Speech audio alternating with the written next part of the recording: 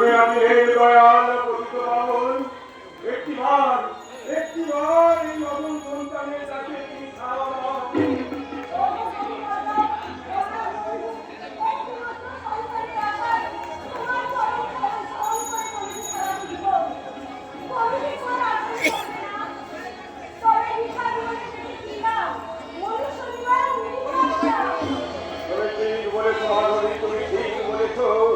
সন্তানহীন এ জীবনে বাঁচা মরা দুই সমান। এ জীবন না থাকাই বাঞ্ছনীয়। হ্যাঁ হ্যাঁ মাধবী, কিসের আশায় এই রাগ সত্য, কিসের প্রত্যাশায় এই রাজপ্রসাদের মোহ। বৃথা বৃথা এই রাজপ্রসাদ, বৃথা এ রাজ সিংহাসন, বৃথা এ রাজ সত্য, বৃথা রাজ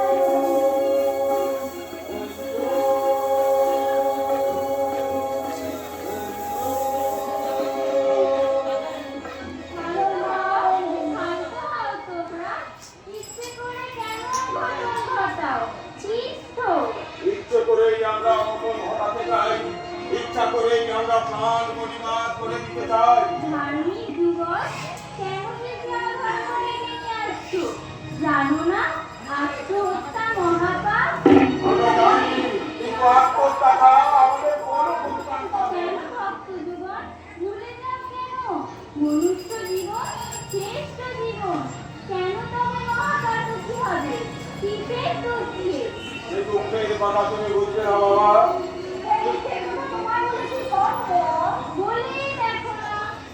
চমৎকার চমৎকার, আমাদের দুঃখের ভাগিদার হতে চাইছো। কে তুমি বাবা? কি তোমার নাম? আমার নাম গোবিন্দ।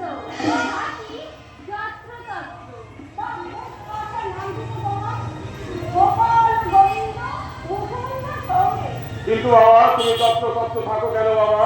মানে বুঝবে না তো, যেখান থেকে যখনই ডাকলে সেখানেই ছুটে যায়। কিন্তু আমরা তো তোমার বললে তো নারায়ণ সাক্ষী রেখে জীবন পাঠ করবে। কিন্তু তাতেও তো নারায়ণ সন্তুষ্ট নন, তাতেও যে নারায়ণ সন্তুষ্ট নন। বুঝেছি, তোমরা নিজের জন্য বোধহয় কিছু চাইছিলে। আমার নিজের জন্য একটি সন্তান চাইছো। ভুল ভুল চাওয়া। ভুল? হ্যাঁ ভুল। এই সংসারে তাকে তোমরা কি দিয়েছো যে তার থেকে চাইছো?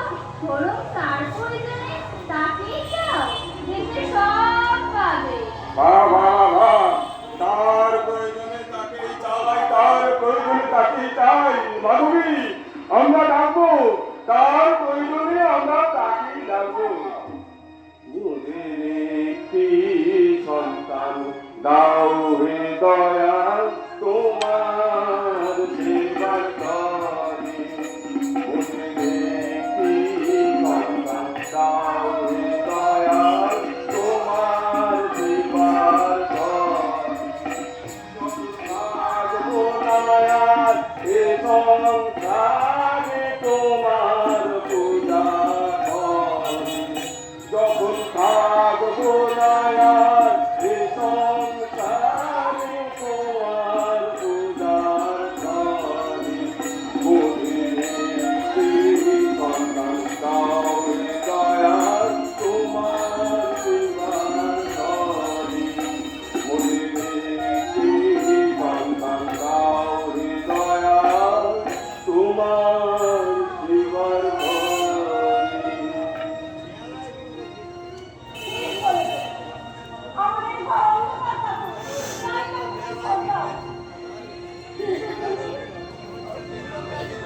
তুমি এমন তাকে দাও যেমন তোমার সেবা করবে।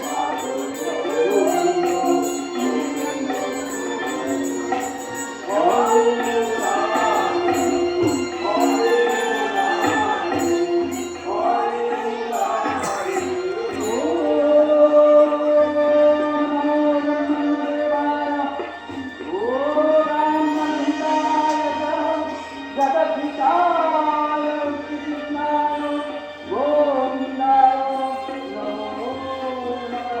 গোবিন্দায় নমো নমঃ। গোবিন্দায় নমো নমঃ। গোবিন্দায় নমো নমঃ।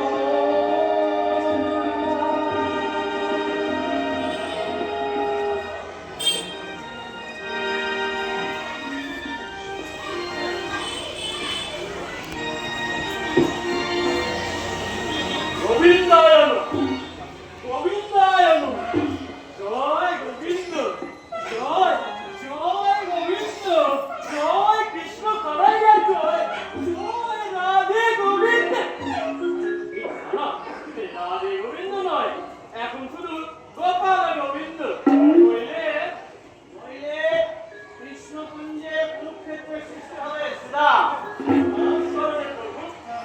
এ কথা আমি জানি গো তুই আবার কি জানিস শ্রীরাম? ওই কুরুক্ষেত্রের কথা কিন্তু সব কিছুর মধ্যে একটা আসল কথা সবার মাথাতেই কিন্তু নড়াচড়া করছে। কি আসল কথা কথা শ্রীরাম কেন কেশবের দাড়ি? গৌরাঙ্গের চাই হ্যাঁ, কিন্তু আসল খবরটা তো জানা চাই। কি আসল খবর সেই আসল খবরটা খুব সন্তোষ মনেই তোকে বলছি শ্রীরাম। দেখি যেন পাঁচ খান না হয়, বিশেষত রাধারানী তো নয়। এ কি প্রভু তোমার কথা রাধারানীর কাছে গোপন থাকবে রাধারানীর কাছ থেকে গোপন করে রাখতে হবে বলেই তো এত সমস্যা। তা সেই সমস্যার গোপন খবরটা কি? খবরটি হলো, আজ রাত্রে আমি কৃষ্ণকুঞ্জে থাকবো না, অন্যত্র থাকবো। এটা আমার কোথায় কথা সেটা সখী বিরোজার বড় ইচ্ছা যে আজ সে আমার পদসেবা করবে। তাই আজকে নিশিকালে আমি তারই গৃহে রাত্রি যাপন করব। আর মনে রাখিস, এই নিশিকালের মধ্যে যেই আমার সন্ধানে আসুক না কেন, যেন আমার সন্ধান না পায়। বিশেষত রাধারানী তো নয়। তুই নিশ্চিন্ত হও কথা যাও তুমি বিরোজার খুঁজে আমি আছি তোমার দ্বারে দাঁড়িয়ে শ্রীরাম, তোমাকে অনেক বড় গুরু দায়িত্ব দিয়ে গেলাম সখা শ্রীরাম। জানি না হয়তো এই দায়িত্ব পালন করতে আমাকে নতুন কোনো খেলা বা নতুন কোনো লীলার অবতারণা করতে হবে। হয়তো শ্রীরাম তোমার জীবনেও নেমে আসতে পারে ঘোরতর বিপর্যয়। কিন্তু কিন্তু যে আমার পরম আকাঙ্ক্ষিত, যে আমার পরম পর আশ্রয়, সে তাকে তো আমি কোনোদিন অবহেলা করতে পারি না। সে যে কৃষ্ণ অনুরাগিনী সখী বিরোজা। তাই তাই আজ রাতে তার ডাক সবার উপরে, সবার উপরে। আজ তোমার একটাকে এই কৃষ্ণ সখা শ্রীরাম তোমার আদেশ পালনে ছুটে এসেছে আমার দায়িত্ব পালনে এতটুকু ত্রুটি থাকবে না তাতে যত বিপদই আসুক আমার জীবনে জানবো সে বিপদ আমার জীবনের উপহার জীবন দিনে দিনে মাথা নেয় সে কথাকে রোধ করতেই হবে সীতা। বলতে না বলতেই আকাশে মেঘ কখন বৃষ্টি নামে কে জানে আপন মনে কি বলে চলেছ সীতা? আমি যা জানতে চাই তার উত্তর দাও। আমি তো কিছুই জানি না, আমার কি উত্তর দেবো? কিচ্ছু জানতে পারবে না। বলো কেন তুমি গাড়ি নিয়ে ঘুরছো? কার বাড়িও গাড়ি ভাড়া নিচ্ছ? কই না তো কারণ না দাঁড়ি হবো কেন আজকে এই কৃষ্ণ সখা শ্রীরাম আজ ঠিক সেখানে গাড়ি হয়েছে। এ কথা কি সত্যি? এই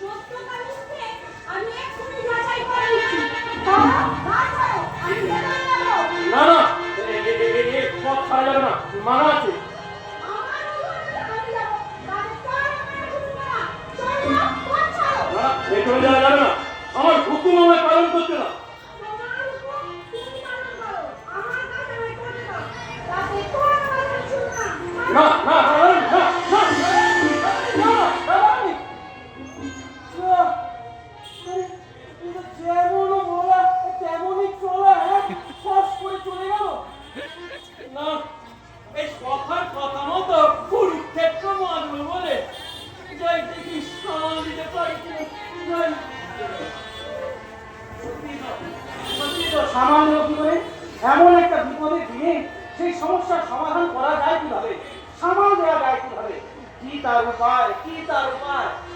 সবার আগে রাধারানীর রোষ ও দৃষ্টিতে এত শীঘ্রই যে আমি পড়ে যাব সে কথা আমি স্বপ্নেও ভাবতে পারিনি। কি করা যায়? হ্যাঁ হ্যাঁ হ্যাঁ, সবার আগে বিরজাকে কুঞ্জ থেকে সরাতে হবে। কিন্তু কিন্তু কিভাবে কিভাবে কিভাবে? হ্যাঁ হ্যাঁ হ্যাঁ, উপায় পাওয়া গেছে।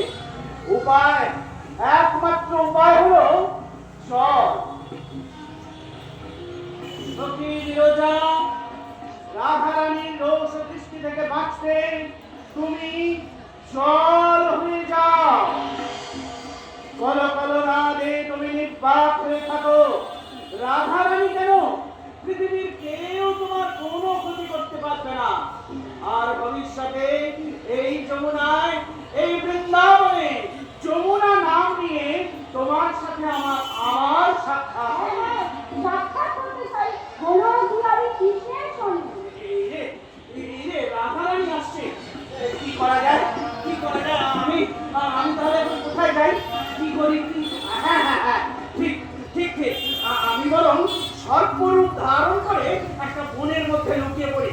সাপের রূপ ধারণ করে জঙ্গলের মধ্যে থাকে রাধারানী আর আমার চিনতে পারবে না। হ্যাঁ, যাই যাই, আমি সাপের রূপ ধারণ করে বনের মধ্যে লুকিয়ে পড়ি।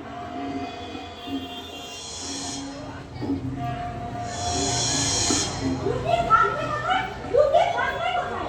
ঘরের ভেতর থেকে কেমন করে যাবে? কে কি? কে বলে? তাহলে কোথায় গেল আমার মন বলল?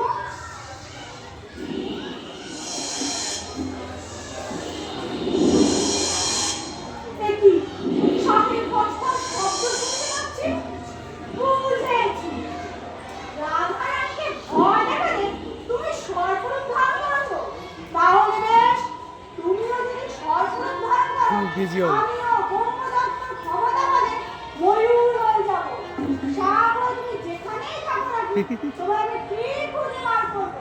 দেখি কে জেতে আর কে হারে।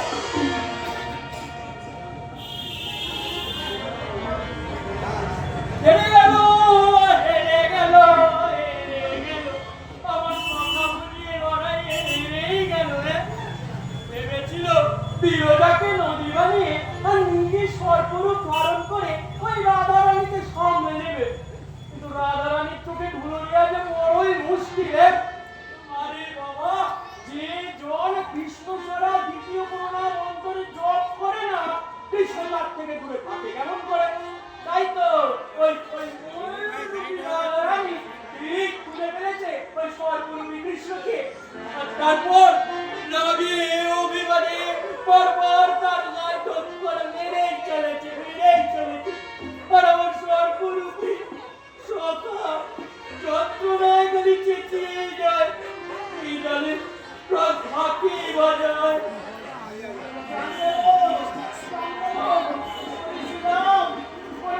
আমার যন্ত্রণায় প্রাণ গেল। আমার মনে হচ্ছে প্রাণ আর রাখা যাবে না রে। এই প্রাণ হয়ে আসছে না, তুই যন্ত্রণা তোমার সরাসরি এখন যন্ত্রণায় সরাসরি তো বেঁচে যাচ্ছে। আরে লোকে যে তোমায় বলবে ত্রিভঙ্গ মুরারি, সে তো ওই রাধারানীর জন্য। রাধারানী নতুন নাম দিল বুঝি ত্রিভঙ্গ মুরারি। রসিকতারা, আমি যেই সর্পরূপ ধারণ করে জঙ্গলের মধ্যে প্রবেশ করেছি, অমনি রাধারানীও একটা ময়ূরীর রূপ ধারণ করে আমার সামনে গিয়ে তিনটে ঠক্কর মারলো আমার মাথায়, আমার গায়ে, আমার পায়ে। ওরে যন্ত্রণায় আমি একবারে বেঁচে গেলাম রে, বেঁচে গেলাম। কিন্তু তেমন নতুন নামও তো পেলে সখা, ত্রিভঙ্গ মুরারি। আবার রসিকতা?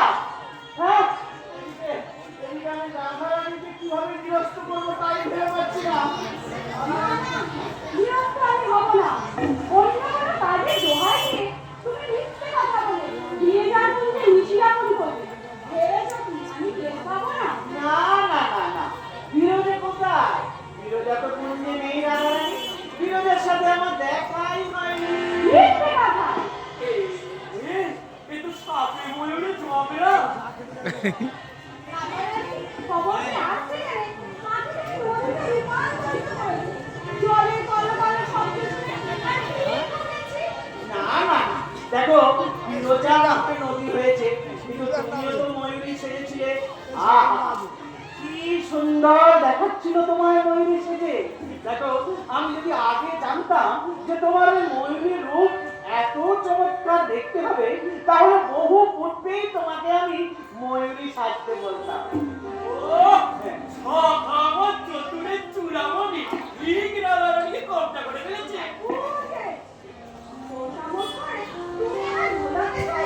না না না, শোনো শোনো, আমার আমার আমার একটা কথা শোনো। আমার তোমার সাথে না রাধারানী খুব জরুরি একটা কথা আছে।